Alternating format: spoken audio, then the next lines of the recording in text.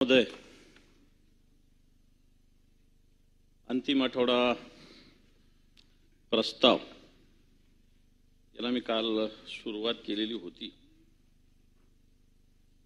सुरुवात केलेली असताना वेगवेगळ्या पद्धतीनं या राज्याची आताची सर्व स्थिती ही जर बघितली तर राज्यात ज्या पद्धतीनं कारभार चालू आहे, हा कारभार जर बघितला तर या राज्यात सरकार आहे का? मोठ्या मोठ्या गोष्टी होतात.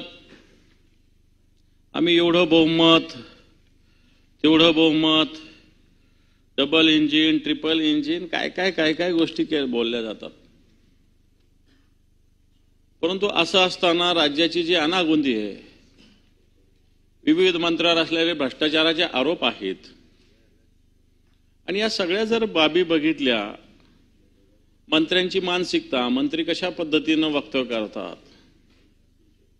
आणि जर मग अशा पद्धतीनं राज्यामध्ये स्पष्टपणे बहुमत असल्यानंतर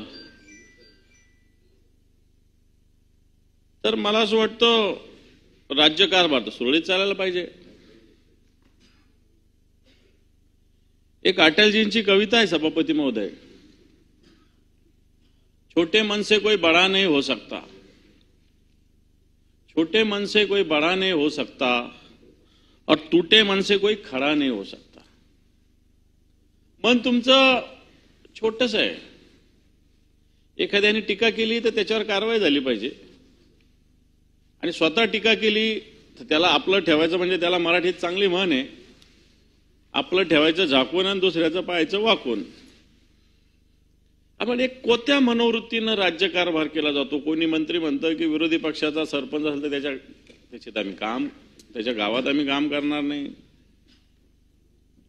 कोणी सांगतं याचं घर पाडू, कोणी सांगतं याला बुलडोझर लावू. मला असं वाटतं हे टूटे मन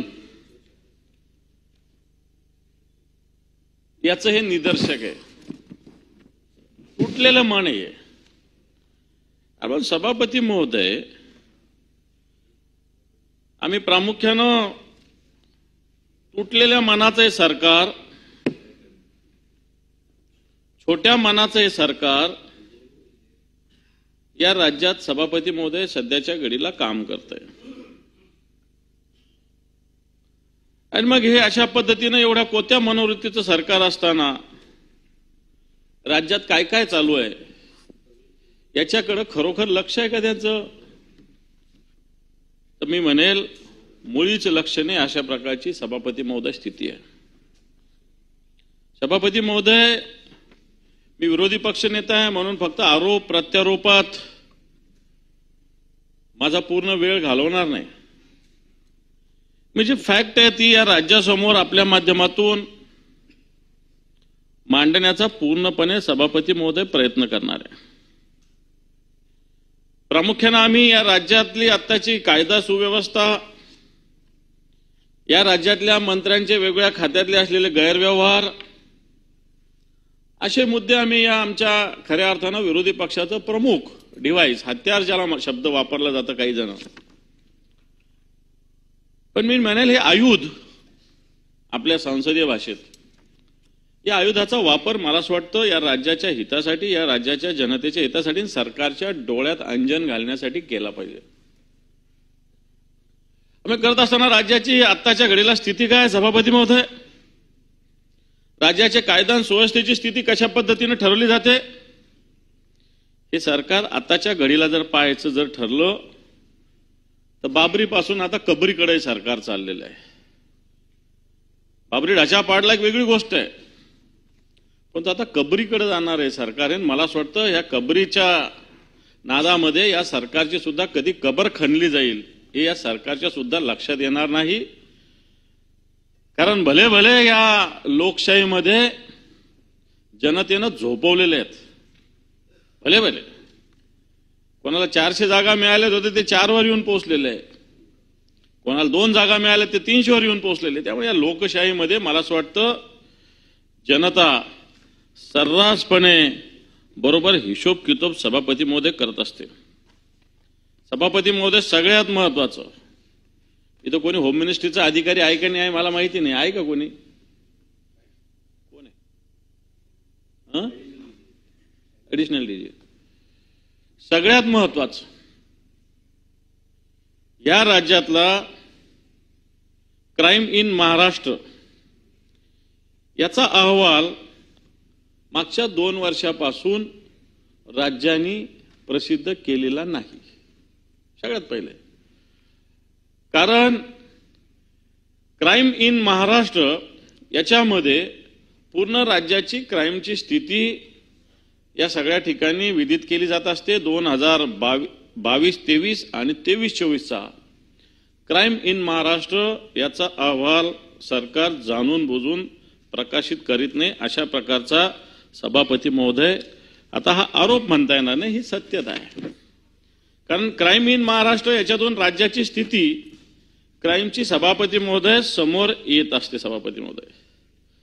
सभापती महोदय मागच्या काळामध्ये या राज्यामध्ये मागच्या वर्षीचं जर बघितलं 7,82,960 गुन्हे हे माझ्याकडं पोलीस खात्याच्या आलेल्या रिपोर्टमध्ये म्हणलं की 7,82,960 गुन्हे 2024 मध्ये या राज्यामध्ये सभापती महोदय नोंद झालेले आहे. हे सगळं होत असताना अमरावती सारखं एक शांतताप्रिय परिक्षेत्र आहे. इथं मागच्या 2024 मध्ये सभापती महोदय 564 गुन्हे दंगलीचे घडलेले आहेत. नागपूर पोलीस आयुक्तालयाच्या अंतर्गत 2024 मध्ये 88 खून सभापती महोदय घडलेले आहेत. सभापती महोदय बलात्काराच्या जर घटना बघितल्या संभाजीनगर आयुक्तालयात 2024 मध्ये 166, पुणे आयुक्तालयात 506 आणि नागपूर आयुक्तालयात 297 घटना सभापती महोदय घडलेल्या आहे. हे सगळे क्राईम बघितले 7,82,960 एवढे गुन्हे मागच्या काळामध्ये या राज्यामध्ये सभापती महोदय घडलेले. बलात्कारांच्या घटना प्रचंड प्रमाणात सभापती महोदय बलात्कार आणि विनयभंगाच्या घटना आपल्या राज्यात वाढलेल्या आहे. सभापती महोदय बलात्काराच्या घटना या राज्यामध्ये 7,982 मागच्या वर्षीचं सांगतो मी आणि विनयभंगाच्या 16,200. जर गणित मांडायचं ठरलं तर दररोज 22 बलात्कार या राज्यात आत्ताच्या घडीला होतात आणि 45 विनयभंग आत्ताच्या घडीला या राज्यामध्ये मागच्या 2024 चे जर गुन्हे बघितले तर अशा पद्धतीनं बलात्काराची सभापती महोदय स्थिती. ही हिंमत कधी होते? ज्यावेळेस सरकारमध्ये मानसिकता कारवाई करायची असते नसते त्यावेळेस ही हिंमत होत असते सभापती महोदय. सरकारची जरा फक्त एखाद्याचं निरपराधाचं घर बुलडोझर पाडण्यामध्ये इंटरेस्ट आहे, परंतु एवढे बलात्कार येते. मला वाटतं याच्यावर जी कारवाई असायला पाहिजे ती मला असं वाटतं सभापती महोदय अजूनही झालेली नाही. सभापती महोदय एक आपल्याकडं मिशन शक्ती नावाचं अभियान महिलांसाठी राबवलं गेलं होतं 2022ला. Prevention of atrocities on women. आणि याच्यामध्ये सभापती महोदय दुर्दैव आतापर्यंत फक्त 22% खर्च झालेला आहे. हे माझ्याकडे पोलीस खात्याच्या आलेल्या आकडेवारीतूनच स्पष्ट केलं. माझ्याकडे सगळे पेपर्स या संदर्भातले सभापती महोदय आहेत. मग कल्याण असेल, संभाजीनगर असेल, अकोला असेल, ठिकठिकाणच्या जर घटना बघितल्या सभापती महोदय तर या ठिकाणी कमालीचं दुर्लक्ष. हा निधी 22% सुद्धा खर्च होऊ शकले नाही मिशन शक्ती नावाचं जे अभियान आहे याच्यामध्ये. सभापती महोदय या राज्यातील कारागृहातील बंदीची क्षमता जी आहे माझ्याकडे जी आकडेवारी 15,946 कैद्याची क्षमता आहे, तिथं आत्ताच्या घडीला 27,114 एवढे बंदी सभापती महोदय. बंदी क्षमता 27,000 असताना 43,000 कैदी आत्ताच्या घडीला सभापती महोदय. म्हणजे जवळपास 16,000 कैदी आत्ताच्या घडीला कोंबून या ठिकाणी सभापती महोदय या राज्याच्या जेलमध्ये आहेत. सभापती महोदय, राज्यातील गुन्हेगारीचे वेगवेगळे आकडे जर दिले तर मला असं वाटतं गुन्हे अन्वेषण विभागाने माझ्याकडे पाठवलेले आकडे सगळ्या विभाग वाईज, जिल्हा वाईज आहे. सभापती महोदय, कोणती रेंज घ्या तुम्ही, अमरावती घ्या, कोल्हापूर घ्या, गडचिरोली घ्या, नाशिक घ्या, रेल्वेची रेंज घ्या, सगळ्या ठिकाणचं गुन्ह्यांचं जर प्रमाण बघितलं तर आत्ताच्या घडीला सभापती महोदय गुन्ह्यांचं प्रमाण प्रचंड प्रमाणात वाढलेलं आहे. आता याला मान्य गृहमंत्री सतत उत्तर देतात की गुन्हे घडलेले आहे ओळखीच्याच माणसाने केलेले. ओळखीच्याच माणसाने केले म्हणून काय झालं, याच्यावर सुद्धा तेवढी जरब बसवण्याची हिम्मत सरकारमध्ये सभापती महोदय असण्याची आवश्यकता आहे. सभापती महोदय, मागच्या काळामध्ये राज्यामध्ये वेगवेगळ्या आर्थिक घोटाळे झाले. सभापती महोदय, 2024